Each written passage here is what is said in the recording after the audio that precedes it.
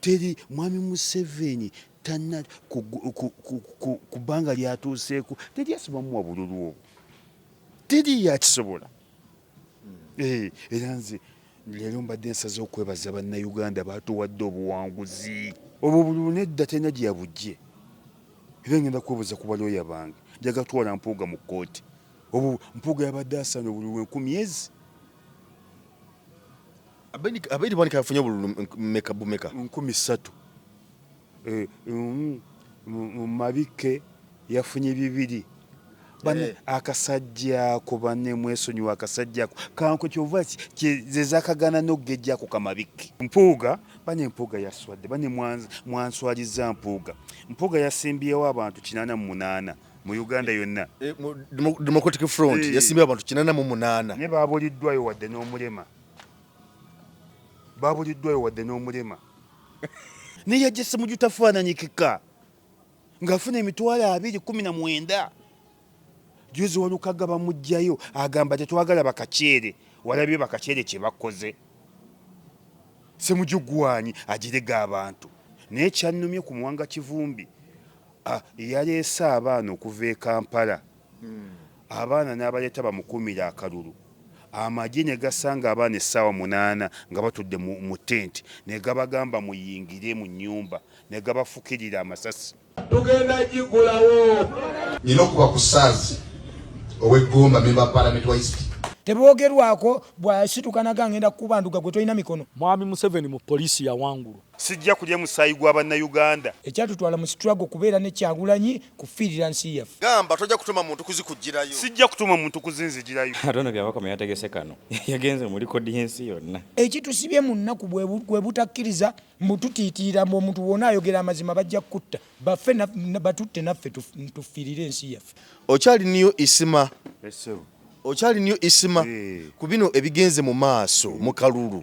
Okyali niyo isima. Esebo. Nkyali nnyo isima Lubega. Kulikayo mu kalulu. Kalulu navuddeyo. Kulikayo mu lockdown. Byonna nvuddeyo. Naye nga sinakutandika kansooka okwebaza omukulembeze wange. Wadde alina gye yeekwese. Amaka ge gali mu buwambe. Naye kennyini alina gy'ali. Nebeererayo ddala ssebo tovaayo. Beererayo ddala ssebo tovaayo. N'ekiri ku maka ge. Bakayiwa balakisi ndoza ziwera nga 3. Ez'abajaasi abaleeyo abaaki. In fact leero sata kibadde kimbadde njaga kwebaza bwebaza. N'oba ononzikiriza. Kuba mbadde nze nebaza bannayuganda batuwadde obululu. Ffe tuwawangudde. Obululu obwaffe bwe bawadde mwami Museveni. Bwe bayita obwaffe bwe bwa mwami Museveni. Mwami Museveni takyalina jjajja bululu obwo. Nina omuntu mumanyi bulungi nnyo wa NRM. Era yalonda mwami Museveni yambulira lwatu. Nangamba zinalonze mwami Museveni. Naye yankubidde essimu olunaku lwajjo. Nangamba naye ekyamazima. Bino bigenda maaso biswaza. Nagamba bino electoral commission byekola government byekola biswaza. Kati nekindaga nti nno n'abamu baana bwe balabye ensobi kubanga mambi byakama kulya kakyuka ebyokulonda yabadde abirangirira mu lwatu. Nze nkubuulidde gavumenti bannakyemalire bakikola nnyo. Baddidde obululu obwaffe ezo miliyoni 7 za Bobi Wine ne baddira obwa mwami Bobi Wine. Bannakyemalire bakikola nnyo. Ate mwami Museveni ebyo yazze akikola ne mu buyeekera. Mwami Museveni yajjanga naga badde nkusaba ku baana bagende mu buyeekera. Omanyi fano mu Buganda twakola tumanyi nti buli mubbi ateekwa kuba musirikale. Buli mutemu ateekwa kuba musirikale nga tetuwayo basirikale. Ne bajja ekiro ne babakuba amasasi ne babatta. Ku makya ne bajja ne babasaasira. Ne muwaayo abaana nga mukkiriza. Nekino bwe kyabadde. Teri mwami Museveni tanna ku bbanga lyatuuseeko teri asobamuwa bululu obwo. Teri yakisobola. Era nze leero mbadde nsaze okwebaza bannayuganda baatuwadde obuwanguzi. Nakyemalira akikola.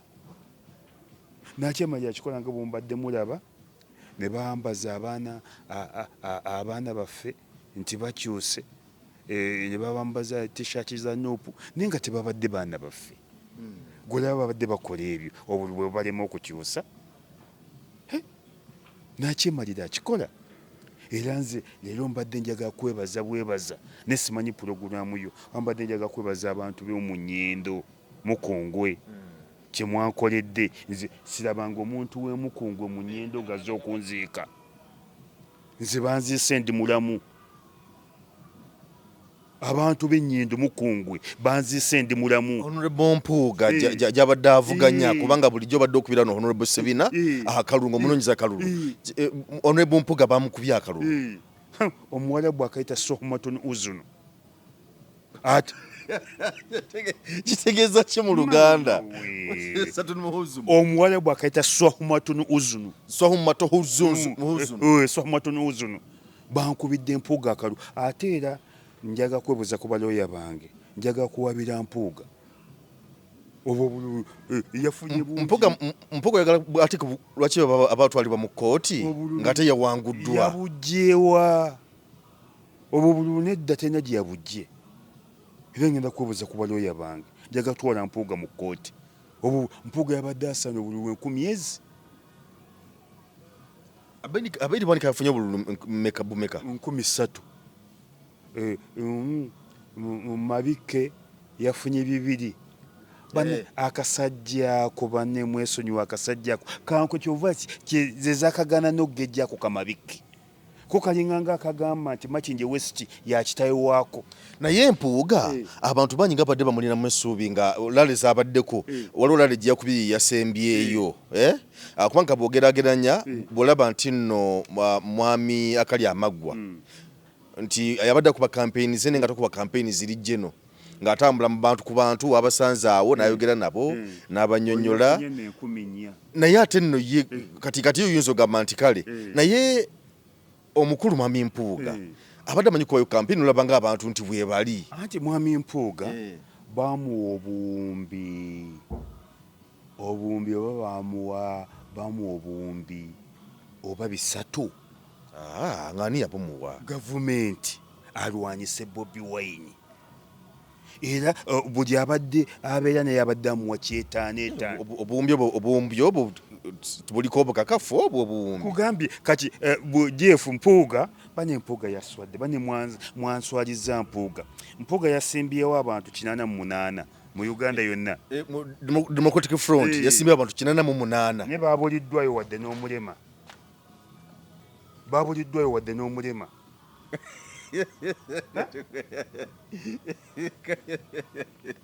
ate omulema badde bamuwagazaaki anti bano kale abagundi abetengeredde bakubula faze jangu yo n'omulema fe twavuganga taxi n'ogenda oba Gombo oba Masaka bano nga bagaba ne taxi ensaze mbuliddwayo wadde n'omulema fazali nga bwogende Masaka n'obuli omusabaze yenna fazali osanga omulema n'omutuuza n'ojja naye ne mujjanga munyumya naye nga banooga nti nvuze oluguudo mbuliddwayo wadde n'omulema abalema ebisale bisinga tubasaasira tebaba na ssente ye ne bwayakuyimiriza omanya nti wabwereere ngera banooga n'omulema abuze nti n'omulema ambuze nene Mpuuga yasimbye abantu 88 yabuliddwayo wadde n'omulema yabuze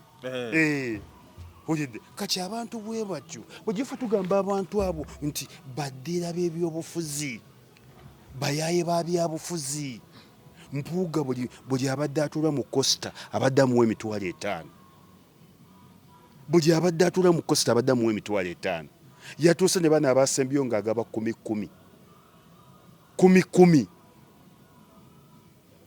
nekuga abantu muswazizza nnyo muswaza ne Buganda okwerimbika mu Buganda mugifuula nti ya layisi nyo ya wansi gw'obadde weeta omuteeketeeke Buganda eteekateeka gwe bwotyo adiba buli wamu wonna n'owandiika abantu 88 n'obulwadde omulema bw'ati kitegeeza nti ensi yakulaba nti oli mufere ensi yakulaba nti oli bulooka ensi yakuwa kyovudde olaba njagala genda mu kooti bannamateeka be bagenda kumpabula mpabire Mpuuga obwo bululu talina gye yabujje kyogamba ebbanga lyonna lyamaze ng'akuba kampeyini ez'okudda ku kifo ky'obubaka bwa paalamenti Nnyendo Mukungwe abatanza kufuna abantu abo ng'ate olwedde abaddeyo abadde incumbent. Nze ewantu wenkoze lisaaki emirundi n'emirundi nze mbadde ngenda e Masaka n'ensula mu loogi nembeera mu Nnyendo Mukungwe. Nze Wampuuga nkozeyo lisaaki emirundi 5. Nkozeyo lisaaki emirundi 5 nenkoleyo lisaaki. Masaka y'amaanyi nnyo, Masaka yagundi nnyo, Masaka tesobola kuva ku wakitiibwa, Masaka yagundi. Abantu 88 yabuliddwayo wadde omulema. Kyovudwa nze abantu b'omu Nnyendo Mukungwe mwanziise era mumuwulira nga nfudde sirabanga omuntu w'Emukungwe ng'azze okunziika mwanziise ndi mulamu. Abo abasajja baatusanga mu byabufuzi ne naffe mutusonyiwe tyo tetumanyi nti baffere tetumanyi nti babbulooka oba just bayawukanya bwawukanya ndowooza tewali abo baffere babbulooka. Olidde oyo Mpuuga abadde kubanga mu byobufuzi nti omuntu tusobola okufaanaganya endowooza ate tusobola okwawukanya endowooza. Kati bwe tuba twawukanyiza endowooza kiyinza okunfuula omufere. Ate abekibafuula obufere baamanya nti ensi ebakooye kati bo ne basalawo okuzannya kifiiriza. Abo bonna bazze balwanyisa Bobi Wine kibeere kimunyagwa. Kimunyagwa gwe gamunyagwa ng'anyasobola okulondebwa pulezidenti. Obutiko bukonye nti ate mumpeereza ebijanjalo. Munyagwa diwe eri obaddeko mukulembeze. Iyo kale wabeerako meeya n'obeerako mubaka wa paalamenti n'ebyo tebikufuula kuba pulezidenti. Ne lwakati byafuuka bibbulooka bikifiiriza. Bo tebasobola kubeeraawo nga tebalundugga. Kyovudde olaba nti neebazizza abantu b'e Mukungwe, neebazizza abantu b'e Kabonera, neebazizza abantu b'e Kira. Ssemujju yansanga mu byabufuzi kati addeyo agawandiika amawulire ag'emitwalo 2. Ssemujju ojja tafaananyikika ng'ena alinga ng'omusokolemu ebyenda ng'awandiika mu monita kaddeyo gatuwandiikire. Alabika afunye akasente akamala genda mu mirimu gye. Tasobola oyo kakopi buggulu obusajja. Ssemujju mwe temwamulabako. Ssemujju yajjanga nga media mukyaza kukkiriza obagaana ng'atuvuma ng'atugafa aba FDC tetulina njawulo na mwami Museveni. Omu ye Kato, omu ye Waswa. Era nze Ssemujju bwe yesoga FDC nali ngifuluma. Dokita Kanokiza Besigye nti ebyobufuzi bwekyo bwe bibeera mumuleke. Nali ngifuluma. Naye yajja Ssemujju tafaananyikika ng'afuna emitwalo 219. Juzi Walukaga bamugjayo agamba tetwagala bakaceere. Walabye bakaceere kye bakoze. Ssemujju gwanyi agirega abantu. Walabye bakaceere kye bakoze. Ddayo mu monita ofunenga emitwalo 19. Obwo busajja twebazizza nnyo abantu b'Ekira. Obwo busajja bubadde butemu. Busajja bufe ne mu nsi. Ekyo butemu nedda n'ekyokufa. Olidde busaana bufe. Olidde tulabe ku malaalo gaabwo. Nedda ssebo toyagaliza muntu nga tuba tetubwagaliza. Obwo busajja bisiraani bya Uganda. Byonna bwonna buzze loolo yaabwo. Ako Kassemujju kadde kakafuga ebisanja 15 kawoza mwami Museveni mubi. Koka Kira kabadde kagifudde ya kitaawo wako. Kira badde ya nnyoko. Wabadde wagisuubula waanyi. Obadde ya kitaawo yakafa. Naye obuzibu bw'olaba abanene mu opposition banene. Nze nkugambye omuntu nga yansanga mu bw'otunuulira mwami Mpuuga, bw'otunuulira mwami Abedi Bwanika, bw'otunuulira Ssemujju Nganda, bw'otunuulira Lutamaguzi, n'abalala bali mu layini yaba opposition abanene kubanga tulaba mu kalulu kali akaggwa kakomye 2021 abanene mu NRM be balindiggulwa naye ku mulundi guno babadde banene mu opposition abalindigguddwa naye kino kitegeeza ki abanene mu opposition okubanga bakubiddwa akalulu ku mulundi guno tebakoze baludde mu bifo kiki kitegeeza ate abo babayita bayaaye mu opposition abo tubayita bayaaye mu opposition banene mu opposition sebo oyagala nve ku pulogulamu yo abo bansanga mu byabufuzi bansinga ssente na buyigirize ffe twakera ebyobufuzi nga batugaa tetwagala gavumenti ate abasiru abagwagwa ate ne batulumba nze mukyaba Isaaka loba kyoya Zakariya Munnakayibwa twakera ebyobufuzi nga oba tugamba bennyini be batuvumirira obwana butawanya gavumenti oba ani abuteekamu ssente ate abasiru abagwagwa ne batulumba ffe gye twali kakyabo tebabeeranga kuba nene abo babadde bayaaye baddiikula by'ebyobufuzi kyovutola bali kukifiiriza olidde bali kukifiiriza nze omuntu yekka yannumye olidde ye Luttamaguzi wadde naye yansanga mu byabufuzi naye tubadde naye tubeera naye ku bimeeza tubadde ne gurupu 2 tubadde ne gurupu eza bimeeza n'ez'abakubi b'amasimu ate nze yonna mbaddeyo mu bakubi b'amasimu mbadde nkwata kisooka ne ku bimeeza mbadde nkwata kisooka Luttamaguzi ekitugatta naye twatandika naye bimeeza tusanga mu bimeeza netandika ku bimeeza olidde naye ne Namugga yannumye nnyo era Namugga kino kyenkusaba wa Namugga tebamuwangudde bamukozeeko kiriisamaanyi Namugga baviire abasajja be bajja kutta jangu wano ogule poloti oba okoleyo bizinesi weesimba eno abasajja bajja kutta busi ate nga naye wali abaayo bali abasajja tubaleke tulina ebitundu byetujja okuwawula Namugga kyeyatuuseeko Namugga yataasiza abaana b'abantu ffe Butambala wakafa 2 ebutambala ekibibi ewaffe bazze abaana Muwanga Kivumbi wadde yagudde naye teyannumye ku lwaki Muwanga Kivumbi teyannumye Muwanga Kivumbi oli wange ne gwe tewannumye ye waliyo Senoogwa Muwanga Kivumbi abadde yeeyagala yeematira ku gulawundi abadde taliiko olaba nanga yamutwala e Butambala emyaka 15 tambuuzangako nti olyotya ye Muwanga Kivumbi kyamugwanidde era ye nasanyuse ng'agudde nabadde musanyufu emirundi 1000 ng'agudde Muwanga Kivumbi naye yalemeramu amalala okweraga bwakuwa engalo takkiriza mukwata mu ngalo era abanuupu munansonyiwa ne Muwanga Kivumbi kyamugwanidde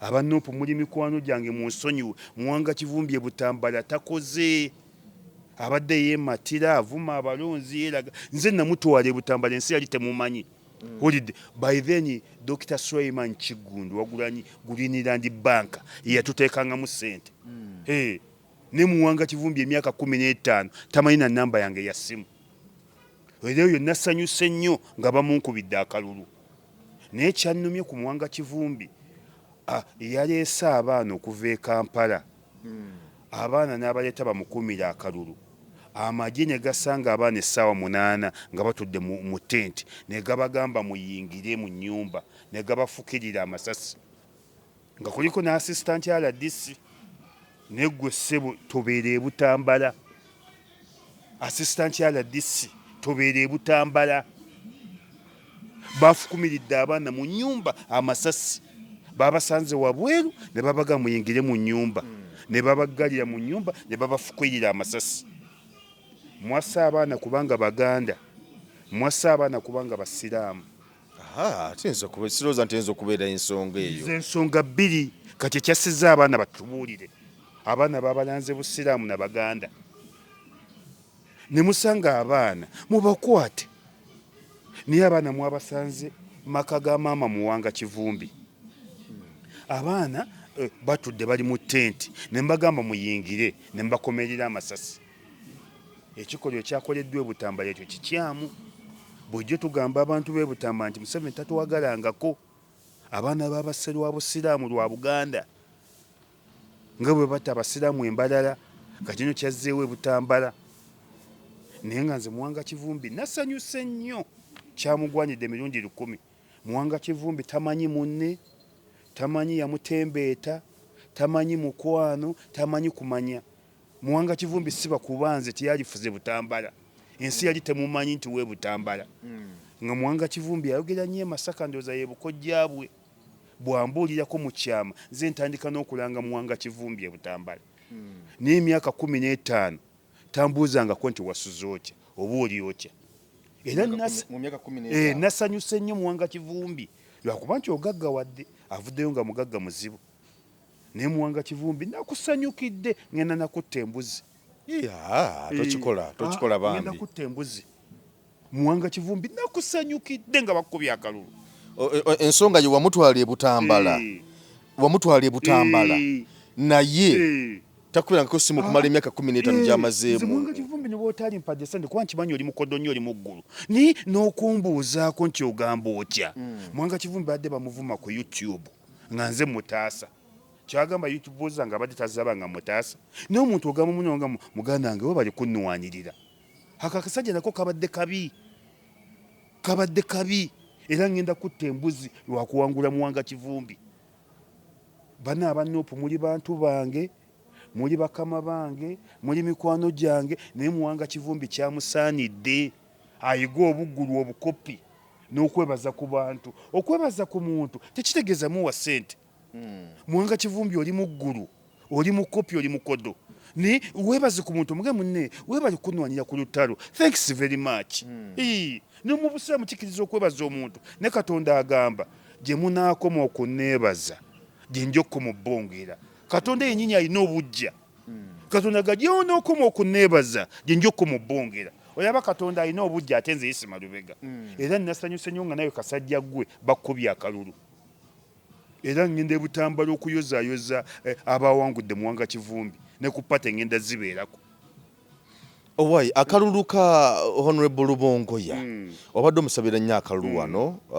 Of course ne channel eno tubadde tutambula wamu naye. Obuzibu bwavuddewa Amisi yali minisita wa Kampala okubanga yamututeka ekifo ekyo. Tasobola kuwangula, talina gye yali awangudde. Tasobola kuwangula. Oyo omukazi yawanguyako mulungi ogwo ku bwa kansala ku Central Division. Oyo omukazi n'aba movement kennyini badde bamulwana. Oyo omukazi yaddiba talina gyasobola kuwangula.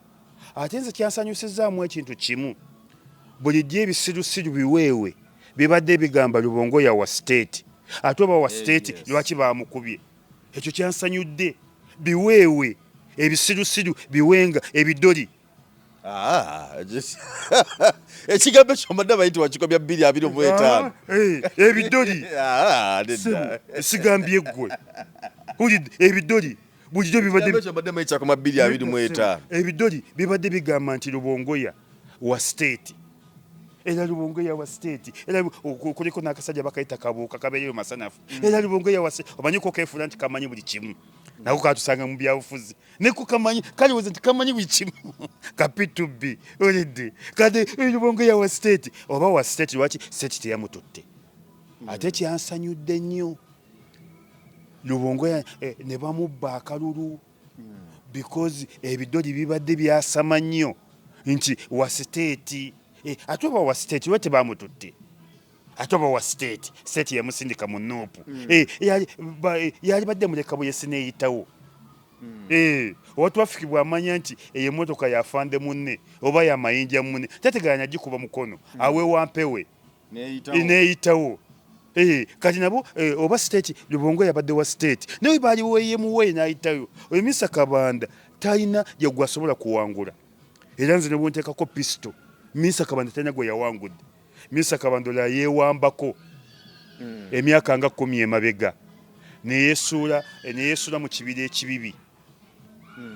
Oba yali abuzezza ssente oba yali akoze atya. Nze namusookako nga tamanyi nabiri ku nsi okumanya oyo omukazi naye mubi muzibu. Mr. Kabanda yeewamba neyesuula mu kibira ekibibi. Kati mba ntambula nakeranga kutambula nenvuga akamotoka kange. Abantu bangamba waliwo omuntu. Ngendo mutuukako nembaga banne omuntu yafudde ne mumanyi. Olidde nembagamba kwa face ya Mr. Kabanda tebula. nenzuluka ku poliisi ekibibi nembaga waliwo omuntu nesimukutteeko esaaga kutta bujulizi bamusudde wano ne badde bamulanga naye alimu akateetera katono tanafa poliisi y'ekibibi by then teyalina mmotoka poliisi nga talina mmotoka mwaka ki ogwo oba yali 9 mu emeka poliisi y'ekibibi nga talina mmotoka yalinawo kagaali nga osi bamuwa kagaali kamanyi ga kifuba ka bayisikolo osi mulamba nga avuga kagaali ulidde nenkwata akamotoka kange FX ebiseera byewalina emmotoka nalina emmotoka nze ndudde munne emmotoka ng'oludde ng'ovuga nze amwe senior driver amwe expert driver nze emmotoka ze zannemye okusoma nze natandika okuyiga emmotoka wenyayoze ni senior 2 nga nsoma Kololo high school nagendanga n'emmotoka ku ssomero wadde teyalinga yange nga ya mukulu wange nayiga emmotoka nagenda okumaliriza senior 2 senior 3 senior 4 senior 5 senior 5 senior 6 nga nze nina emmotoka nga wenyoola nga nenyoola lwakuba teyali yange yali ya mukulu wange olidde kati ntwala akamotoka kange mpakiramu abapoliisi b'ekibibi tukima Misa Kabanda mu kibira tusooka tumutwala Egombe mu kamotoka kange bamala omutwitinga tumukomyawo ekibibi adde engulu naye omukazi tanneebazanga nako nga nze nataasa obulamu bwe baani abali bamuwambye oba yali yeewambye oyo omukazi mubi muzibu oba teyamanya nti gwe wamutaasa ate nga lwaki nze nasooka n'okkuba amasimu ku zireediyo ne mbagamba omuntu gw'ombadde munyoonya muzudde ndi naye wano ku poliisi ekibibi emmotoka ne zeesomba oyo omukazi afuna obwa minisita e Kampala mugamba nkimanyi nti oli mukodo nnyo olinganga Segona olinganga Mwanga Kivumbi olinganga omulodi meeya olinganga Betty Namboze mu bukodo tojja kumpa ssente wadde n'ekikumi namuleetera abantu 35 omanyi minisita w'e Kampala ayingiza abakozi mu KCCA Misa Kabanda alina obuyinza obuyingiza abakozi n'obugoba minisita wa Kampala minisita yenna abeerako yaba akulira KCCA yaba mukama wa KCCA okumanya omukazi alina ettima namutwera abantu 35 n'ebiwandiiko byabwe aba diguli aba certificate aba diploma teyampayo wadde n'ogu yadde n'omu oyo omukazi alina ettima ku nsi ya Mukama oyo omukazi ne bwafa simuziika alina ettima oyo mukazi mubi nga bw'omulaba atunula bw'ati alina omutima yasinga omutima omubi mu Uganda wano oyo Misa Kabanda mubi alina omutima abadde mu KCC ng'ajjuzayo baganda be bokka nze omuntu ayamujja mu buwambe nakozesa akamotoka kange ne ntwala poliisi y'ekibibi nemujja mu buwambe nemutwala Egombe nemukomyawo nenkozesa airtime nemulanga ku rediyo zonna ne bajaja bamukima tanguyangayo wadde enkoko eyesinje omutwalo ogumu oyo omukazi ogwolaba alina omutima mu Uganda ndoza yasinga omutima omubi oyo Misa Kabanda alina omutima nga bw'omulaba atunula bw'ati oba tekujjukira bujjukizi nga lwata nzijukira gwoyinza okwolabira omuntu ayakoonya okufa wali ozemu okumunoonyaako okumusinkana namunyonya ogendayo nnyo nze Kasaya Nnimba namutwalira abantu 35 nga njagala mirimu ne bwe yali mpaddeko abantu 5 wamusisinkana maaso ku maaso woofiisi ye erinaanye eya President Museveni ku Parliament we wali woofiisi ya minisita wa Kampala erinaanye Parliament era bakwaza Ngabbi Egolodi olaba woofiisi ya Mwami Museveni ku Parliament we wali eya minisita wa Kampala ye kennyini nembimukwasa abantu kati senga abantu abo nabajjako ssente nembaga ngenda bawa mirimu nga bonna batera okujjako abantu ssente yesenga namala batwala mu ziroogi nembaga mugende mbajjeko ekya Mikayiri bannange Eh. sikabasoka batwala mu lojja abakyala nobagajambula nobagajambula abasinga baali bawala abawala basomye nnyo n'okusinga abalenzi abasinga baali bawala senga nabatwala mu loogi senga nabatwala ku jojina wabeera loogi ez'ebbeeyi kuba loogi za jojina zirimu ne perfume zirimu n'obuwoowo wano mu Kampala teryasinga jojina loogi za bbeeyi wano mu Kampala teryasinga jojina loogi za buvunaanyizibwa ebifo ebisulwamu ebirungi wano mu Kampala teryasinga jojina loogi za kabi wano mu Kampala teryasinga jojina loogi zinyirira kati sana mbana batwala mu jojina gardens saaliswadde kuba mwalimu emboko z'abawala enzibu ennyo enzibu nga banyirira balinga nga zimalayika abaana abawala basomye abalenzi be ba P2B naye abaana abawala basomye singa wasooka batwala mu jojina sana soka batwala mu jojina nembaga tusooke tugendeko mu jojina gardens oba mu jojina lodge waliswadde naliswadde oyo mukazi mubi Mr. Kabanda kati nze kyendowooza kati bwe tutunulya akalulu konna of course abantu bangi abagudde waliwo n'omukyala Aisha Kabanda naye akalulu naye kamukubye Aisha Kabanda oyo kyamusanye Aisha Kabanda aludde mu byobufuzi naye nako kakoddo kamala ate tekamanyi kwogera ate kakopi kabate tekasoba kuyita kugunja ate ako nako kyakasaanyi nako ngenda kukattira embuzi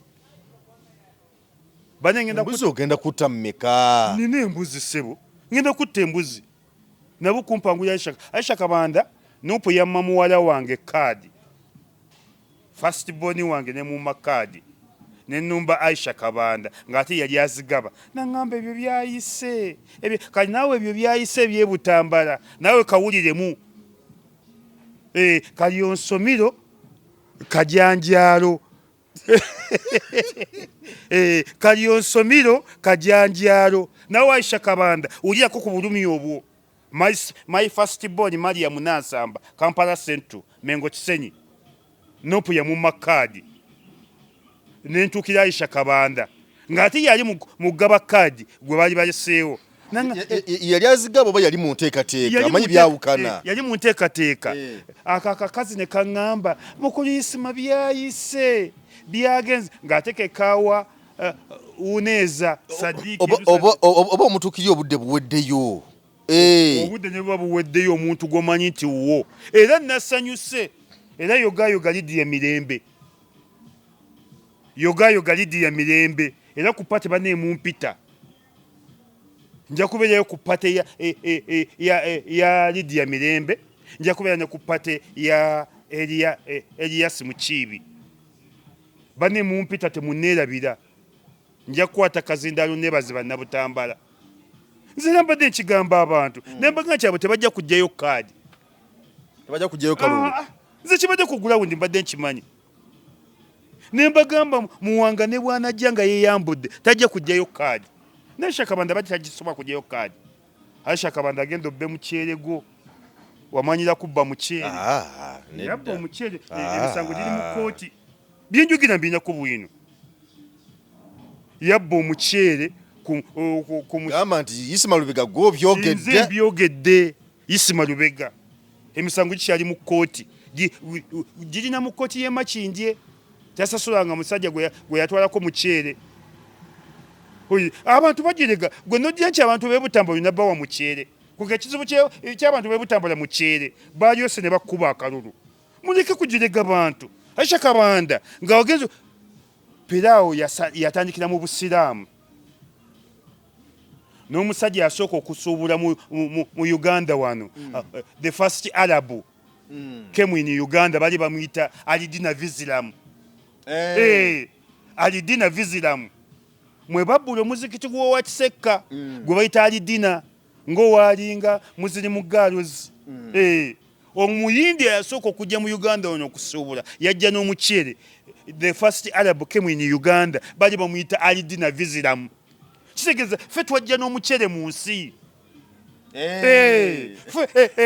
ffe muceere omuwalabu yasooka okuleeta omuceere mu The first nsi Arab. bamuyita alidina visiram the first Arab came in Uganda came in Uganda yajja n'omuceere yajja n'omuceere bali bamuyita alidina visiram kitegeeza mwe mwajja n'omuceere twajja n'omuceere mu Uganda ffe twajja n'omuceere mu Butambala ffe twajja n'omuceere mu nsi ffe muceere kitegeeza ffe muceere Yes. bannabutambala made in muceere obusiraamu made in buceere the first Arab came in Uganda the first Arab history the first Arab came in Uganda was Alidina Visiram yajja n'omuceere yajja n'omuceere ensawo zalinga mumeka saazimanya sizijjukira ulidde yajja n'omuceere era edduuka lye lyasookerwawo owa Kisekka waliwo omuzikiti baguyita Alidina mwe babbulamu omuzikiti ogwo edduuka lye we lyasookera Kamisi Road kati fe abajja n'omuceere made in muceere twazaalibwa na muceere Maka wajuddeyo muceere Saudi Arabia muceere ulidde ng'oga nti priority yaffe bannabutambala guba kuba muceere Aisha mujoga nnyo priority y'abannabutambala guteekwa kuba muceere the first priority ngate visiram ogambye kalidina alidina visiram yajja n'omuceere mu Uganda the first Arab came in Uganda was Alidina Visiram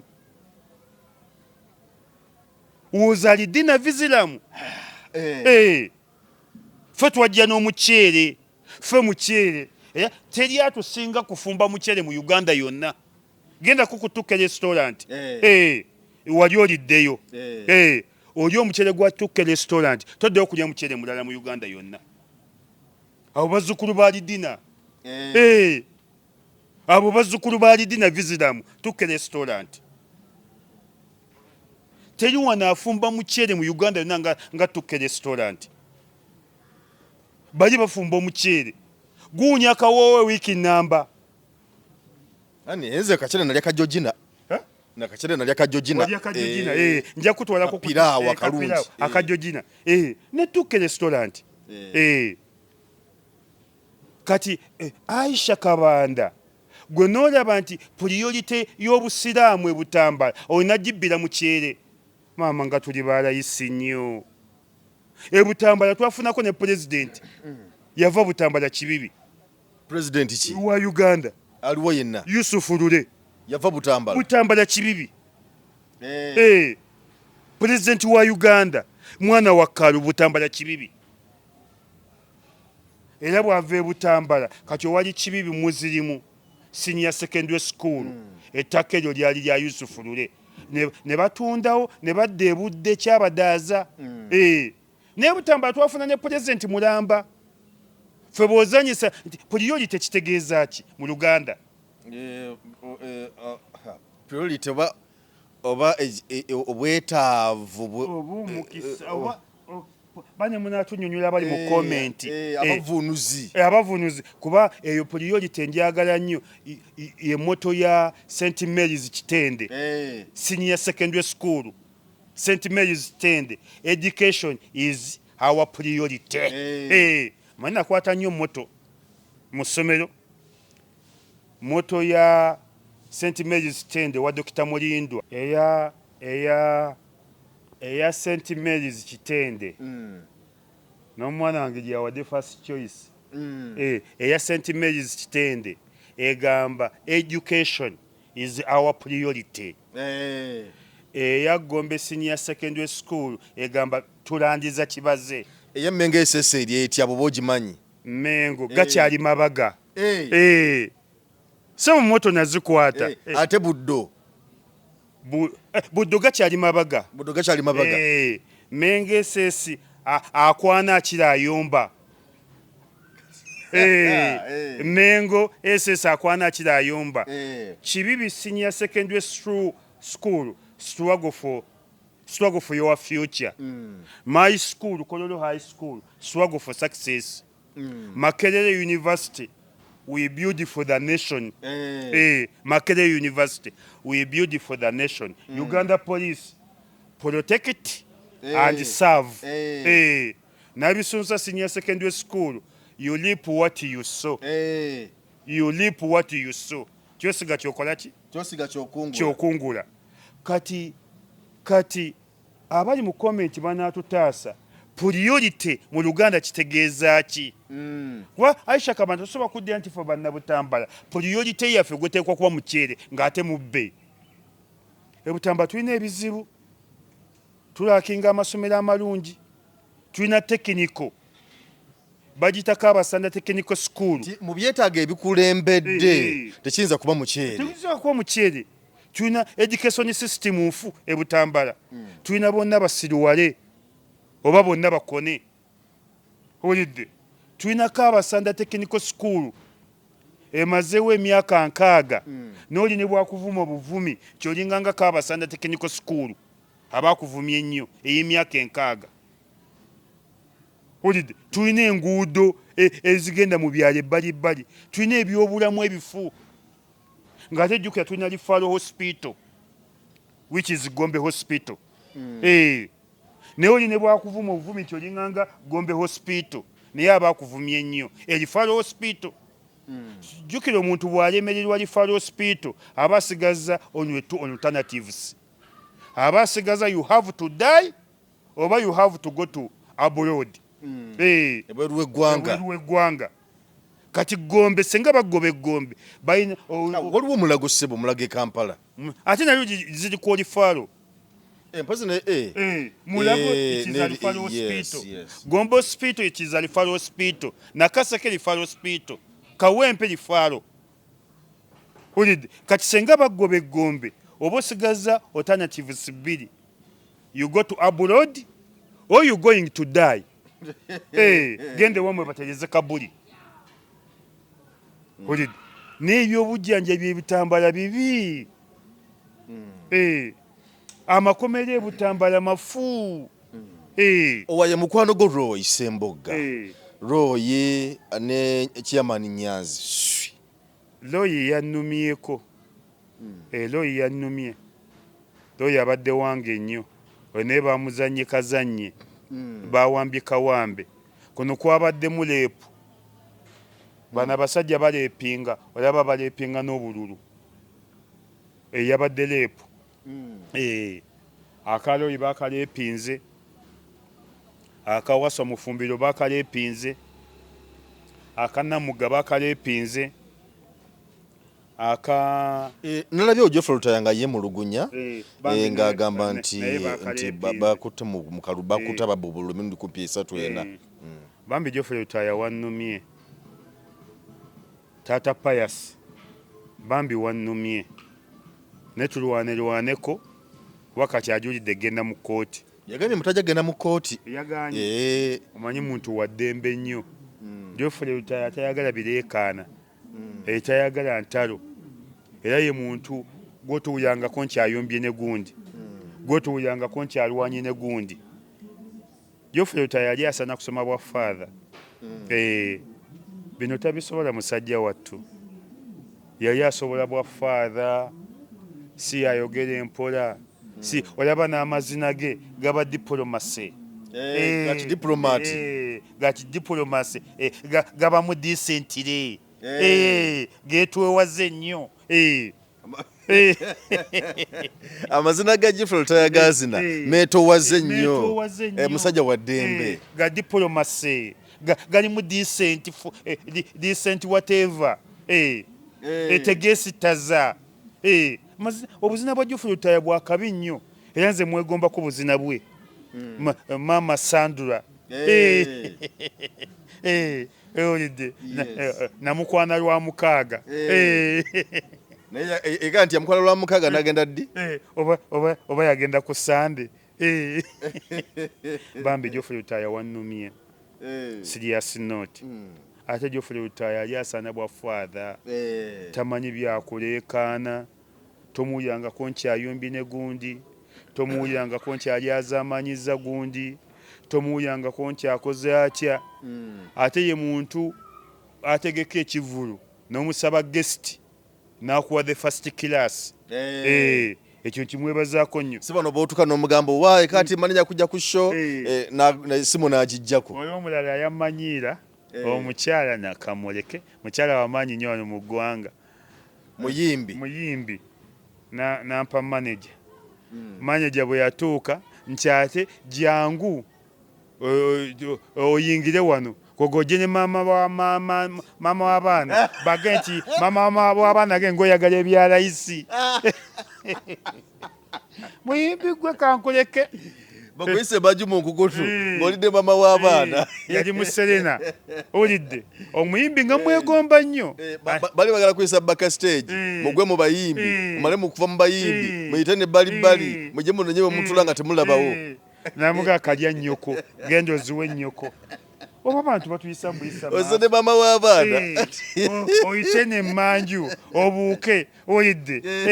Ate mama w'abaana bange ayambala biwanvu tayambala nkunamyo. uyo bakusindiikiriza ate onaani lwaki muyite eno mumuleke ono wani eno w'abayimbi mama wanjooga nnyo olidde.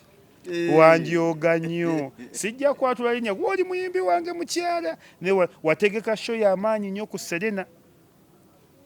Muyimbi wa bandi muyimbi ayimba w'amaanyi nnyo mu Uganda wano mukyala w'amaanyi nnyo mu Uganda wano. ono wanyinya kabina oyo sisobola ne bwagimpeera obwereere simumumatirako. Oye ono mukyalo ono mukyala Muganza. Ndeka ndeka muyimbi gw'oli mukwano gwange ne wanafuya nnyo to degrade myself. Degrade kyeki okukakanya to degrade myself. Wanzikakanya nnyo wanyiiza nnyo ate ng'oli fani wange. Ate namuwoningirawo yategeka show mu Serena ne mugamba nkumatira oli muyimbi wange nanga nange ensanyusa okukulaba nenkuba essimu bwazikwata nanga kankuwe manager bwe yampa manager nanga nange kamale munyoonya namunyo nanga amufunye kati ekisembe manager aŋŋamba jangu tukuyingirize wano mu nkukutu mama abaana bange se yayambala ebiwanvu ajje ng'azunga n'ebiwanvu gamba show ogenda girabira mu nkukutu. Ate bagwisa baka stage wabeerayo abayimbi bangi nga bali eyo batudde bali mu kwekolako. Ababa batamidde olidde ababa batamidde. Ate waliwo obuzibu baba bali mu kusanyuka. Ne maama wankola bubi nnyo mukyala gwe. Okwagala okuyisa mu nkukutu. Okwagala okumpisa mu nkukutu. Kyova yanjagala Geoffrey Lutaya. Lwaki wamuwagira kubanga kyali yali azze kukola kivulu kyawamu ng'agita kumuwagira. Namukubira ku bulango. Namuyitira ku bantu. Namuyitira ku bantu. Nakosa media house nga 5 nga mukoyera ku bantu. Nga naye saagala bya bwerere. Kuba naye bye nakosa bino ebintu bane bye tuliko bya ssente. Bino ebintu bya ssente. Eno sekyo gituulako eyaffe baya 5 temugiyite ey'obwerere. Era mu nsumbuwa nnyo njagala onkyazeko ku seeti yammwe. Munne si ekereziya. Tetuli mu ekereziya. Eno seeti tetuli muzikiti. Seeti eno ebifo tubisasula. Ekifo bayinza okugatwagala 2. Ebifo tubisasula. Omwana abeera ku kamera wa mitwalo 10. Olidde nanga ajogerirako ndi wa mitwalo 2 nona agituulako wa mitwalo 2. Kyova eyaffe ya mitwalo 5 mu 5. Naye omuyimbi yanyiiza namukubira ku seeti 5 bulango. Ne nannafuya to degrade myself. Nze ngende mpiteko negundi kyenjagala Geoffrey Lutaya bw'omusaba tiketi akuwa first class takuwa economy. First class otuula eri mu first class otulanga mukungu wadde tewasasudde takuwa mu economy. Ate era kkubira essimu nagamba nti sanga ku stage n'azijjamu n'azikuwa ne King Saha. King Saha olaba ng'omuyaaye naye wabuvunaanyizibwa. Naye bw'omusaba guest naye agamba jangu nsange wano naga gw'oli mukama wange twala zino ezakabi neyakuwa first class takuteeka mu economy gwe badde okimanyi nti mu economy mwe musinga abantu abangi ate nali manyi nti bali badde nomwe nedda first class mwe musinga abantu abangi abanduza nti mu economy ageregirije bantu si ya sente za waggulu abantu baagala ebyebbeeyi kati tukke restaurant ne Georgina tugenda kubuuza manager tukke restaurant ne executive niye abantu basinga mu mmere ya mitwalo 2 okusinga wansi mu yeetaano sokoleke waliwo nti wano bagula mmere ya sente bweziti bano ba sente bweziti oleeta ettamiro mu tukke naye nga teyo nebayeemu nedda ssebo eyabiri tebayeemu naawe oyagala kuona bakuzaalawa ewamwewa sebo ewamwewa nze waffe butambala ejofule ewamwewa sebo ndiwe Masaka sebo wamma geego ge maalo gammwe agalwasa tumalize programu eno bino byotandise ebyokunnumba sijja kumalako nabyo nedda ssebo eri toleeteyo maalo ga lwasa kutukke ordinary economy emmere ya first class eba separate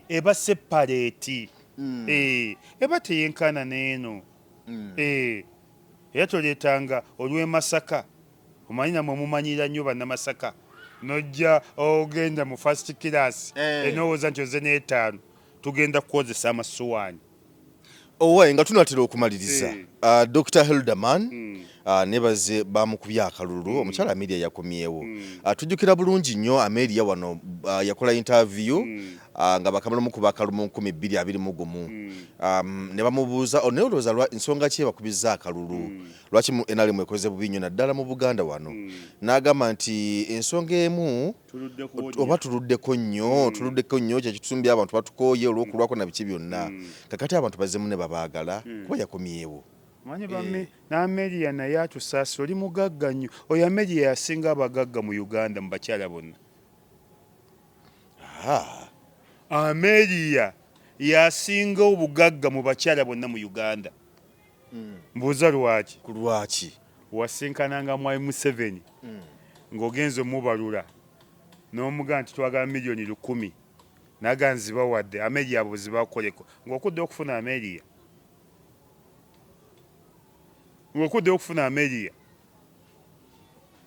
Amelia naye mubi muzibu lwakuba ne gundi naye yakola ensobi Dr. Hilderman teyadda mu bantu ate n'akola ekyobusiru essimu ye n'agiwa omukyala nga yakwata mukyala we oba yafuna omuwala sekretary Hilderman teyadda mu bantu ge mazima Hilderman oli wange oli mukwano gwange naye wonkozeyo lisaaki emirundi 3 Hilderman towadda mu bantu abantu wabwekweka oyo namukadde atasobola nagoba mbaata yabadde tasobola kuwangula akusinga bugagga wayasinga obugagga mu Uganda olidde naye yabadde tasobola kuwangula naye Hilderman towadde ate nga Hilderman naye ku ssente tazita afa n'akasente ke mugumu nnyo nobumu era ng'oyaga omuggyako senera oyaga ojje ne passing eyokya nnyo osooka ogimuseko bwaki yeekange omukono gugwe musawo nga tategedde kati abantu nakolayo risaaki emirundi 3 era nabe nakyega nebaga nti Hilderman okugjayo akalulu kinaaba kizibu abadde mugumu nnyo nga Hilderman omuggyako ssente olina kujja ne passing oba badde talina abalonzi nga bamuzimutwalako Hilderman mukodo waliwo abantu national nga bakodo Hilderman abadde mukodo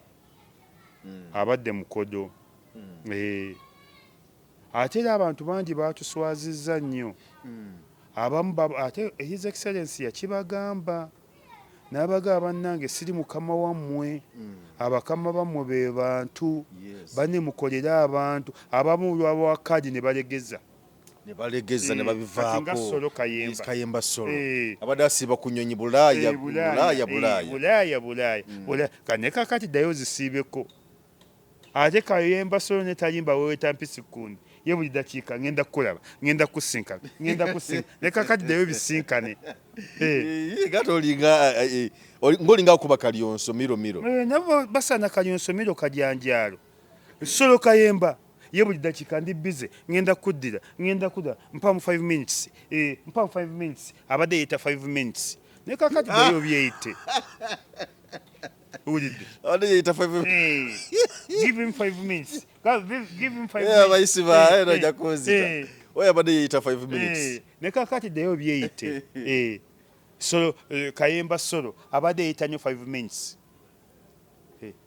give him 5 minutes give him 5 minutes give him 5 minutes naye kakati baddeyo bakuweke 5 minutes oziwulire abamu baleeta amaalo mu kaadi bo ne bamanya nti bwe bakuwa kaadi tolina kunyoonya kalulu bwe bakuwa kaadi banni okugaba ne mu busiraamu kikkiriza ne bayibuli yegamba ataagabe taafunenga Katonda yennyini agamba gye munaakoma okunneebaza nja bongera n'abasajja babadde bakodo eri abalonzi nga bo beekwese mu kaadi nga tebeebaza kati Kayemba Solo kyakugwanidde kyakugwanidde Muwanga Kivumbi kyakugwanidde Aisha Kabanda kyakugwanidde olidde abo kyabagwanidde mpozi ne Namaganda Gunjo Nuvero Veronica naye yagudde ne kaadi Veronica naye yagudde ne kaadi bannaaye ebintu nga si byangu nnyo NUP esigaddewo abanene baayo bannange NUP ekomyewo wetwogere erina abaka 5 mu omu 5 mu omu ate omwaliwa Magoola ate wa independent ate Magoola olumala okulayira era agenda kuyingira NUP butereevu anti era yabadde muna NUP nga ne kaadi kaadi y'ekibiina y'oba membership kaadi nga yagirina bamumamu mikaadi naye Magoola ewaffe era bane twebaza abantu b'e Busiro temujjanga okwo mwatuwonyeza ekijjankunene bane ekibi kigwana wala olidde 10,000 zakasaanye tweyanziza nnyo tweyanze abantu b'e Busiro tweyanziza katumalirize wano olwaleero ebigambo by'ababayisima byebyo waliyo meeya wa Ssaabagabo meeya Ssaabagabo e Makinje bamutawaanya bawayo okusaba kwabwe ne bakuwaayo mu Electoral Commission naye beefuulira n'ekujjamu baagalamu buzaabuza ebbaluwa zino baziwandiisa okukamala obukamazi naye Electoral Commission temutuleetera buzibu ku meeya Ssaabagabo e Makinje temutuleetera ebbaluwa eyo giraba ginsomere mu mukama wange gwolaba amaaso somamu katono ne bw'otogimala eyo ndaba tebulabika bulungi naye nga ndakatono babayisima bisoma ebyo soma ku mangu anedda okusoma sisina mbadde nja kusoma naye ngamba tebulabika bulungi byapeeruuse naye request for inspection of nomination documents for Mr. Galabuzi Serunkuuma mayor candidate Makindye Ssaabagabo Wakiso district we are byapeeruse byayiza kibayita okuyiika ekifaananyi kiyise kati ne kano kayise naye bannange ate birabika Mrs. katulabe wanasobulaba we act for Mrs. and Mr. Kanyonyi ate bulabika babayisima naawe tujja funa tukigira naye tebulabika bulungi tujja kuddayo meeya Ssaabagabo Makinje tuwe ebbaluwa endala erabika obulungi eno yapeeruusa engeri gyoza gye badde batugayiridde naye Electoral Commission yakola ekizibu oba si kyo asobola kaweereza ng'akozesa document kuba bugana ali mu WhatsApp ekuwa ekuwa options tosobola n'okasindika mu document okasindika mu document kajja kali bulungi nga birabika bulungi tikasobola kupeeruuka ne kati yekasindise direct kati balina complain yaabwe kuwa movement bo be basooka okuwaaba ate byabakama gundi yaabwe n'agikweka ate obujulizi bwabwe n'abujja ate n'abuteeka mu bwa movement kutiga byabakama nze nabo nkuba esasi sobola kuyita byabakama mulamuzi byabakama support wa movement era tusobola muyita nti mulamuzi byabakama munyonyi w'akalulu ka movement byakoze byonna byabifere olidde nemmeeya tukusaba mukama wange ddamu otuwa ebbaluwa eyo n'obujulizi obulala naye nga tukuwa obuwagizi okuwangula yeyidi obuwanguzi bwa meeya Makingi Ssaabagabo neddamu byonna bituwe bulungi kasa tukomyewo ku mpewo kale tweyanzizza nnyo bannanga kadde katulese tubagaliza akaseera akalungi nze Geoffrey Mayanja Georgina Erurubya balina swimming pool nnungi abaana n'abato ate ya mutwalo swimming pool yaabwe si ya buseera abaana mutwalo n'abakulu mutwalo ate tulina abatweyina abatendeka tomala gagwa mazzi bino ebyamuka Abdulmulas nojja nebigomesi byo n'ogwa mu swimming pool tulina abatweyinas basooka kutweyininga ebyokulya n'ebyokunywa byonna birungi ebisulo birungi kale jangu ku Georgina abakulu swimming pool eggalawo saawa 4 ezekiro abato swimming pool eggalawo saa 12 zennyini naye abakulu swimming pool ku Georgina eggalawo saawa 4 yakabi nnyo ya mulembe nnyo tulina abakutweyininga tulina engoye zino ezanyi eziwugirwamu tulina nezirala senga ofuna obuzibu bazitaanyi zino jaketi byonna weebiri life jacket buli kimu kyonna weekiri mu Georgina tulina obuwale bulinga ngazi malayika bubeerawo wano bwakabi nnyo buli kiweetaka ku Georgina Gardens akabewo teri akalina tuli waggulu akawewo akalungi tulinamu oxygen ne carbon dioxide byonna weebiri byonna tubirina